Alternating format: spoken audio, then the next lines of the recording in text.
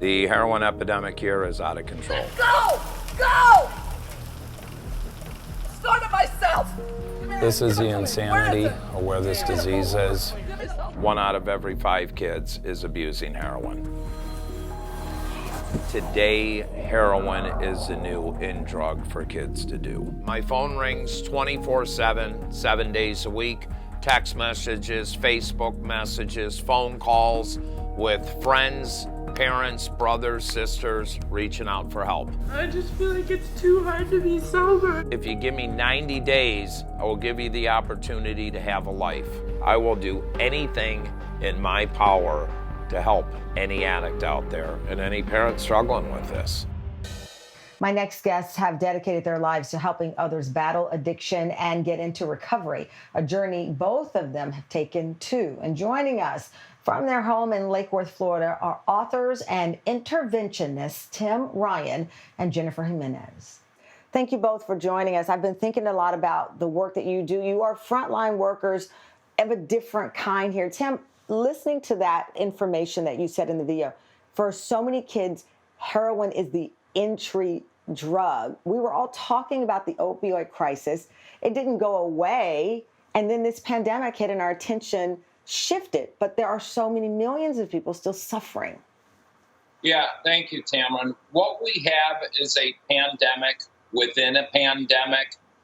It's not only the opiates, which have been put to the wayside, the alcoholism, the crystal methamphetamine, the benzodiazepines, the mental health crisis we have going on.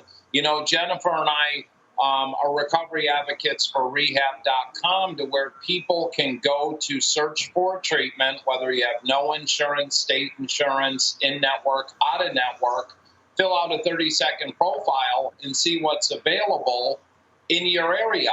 They have had an uptick 382% in the past 30 days with people searching for treatment.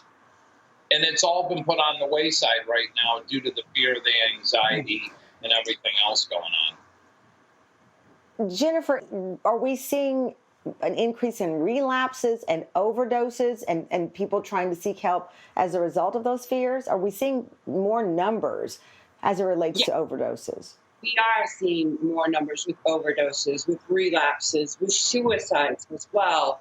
The alcohol sales have gone up 285%. When someone is battling an addiction, they might know that the death of a loved one, the anniversary of the death of a loved one, or something will trigger. The pandemic there was no way to prepare. There was nothing on the calendar that said, brace yourself, because on this day, this is going to happen, and you may need to talk more to your support group. There was nothing there. So how are these treatment facilities adjusting to help people for something that no one could have prepared the facility or the person battling the addiction for?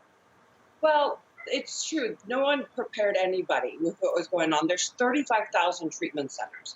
And the ones we know of that have financial means have been able to quickly get COVID testing and learn to, if somebody was sick or had it, they would isolate them, or their staff. They were a little bit more prepared, or were able to get prepared much quicker than, for example, a state-funded treatment center where not all of them, but some don't have all the financial means to get the COVID testing or to, so it would spread quicker and they'd have to shut down. Unfortunately, if people have no insurance or state-funded insurance, it's a lot harder for them right now to get into treatment. And that's one of the issues, too. When somebody prior to the COVID reached out for help, the people with no resources or minimal financial resources, it was hard to find treatment. But now with this COVID, it's just blown through the roof. So unfortunately, now we have a pandemic again within a pandemic, and it's going to get worse. The mental health phone calls have blown up over 800%.